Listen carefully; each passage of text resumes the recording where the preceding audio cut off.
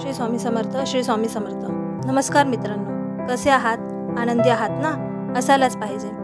जीवनात प्रत्येक माणूस हा प्रत्येकासाठी वेगळा असतो, कारण प्रत्येक माणसाचे प्रत्येकाशी वेगळे नाते असते. जसे आईचे आपल्या मुलाशी, नवऱ्याशी, सासूशी, बहिणीशी, भावाशी अशी अनेक नाती असतात.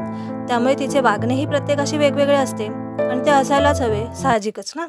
उदाहरणार्थ, एक व्यक्ती एखाद्या व्यक्तीसाठी जीव देऊ शकते, तर तीच व्यक्ती एखाद्यासाठी जीव घेऊही शकते. तसेच ज्याचे तुमच्याशी पटते त्याचे दुसऱ्याशी पटेलच असे नाही.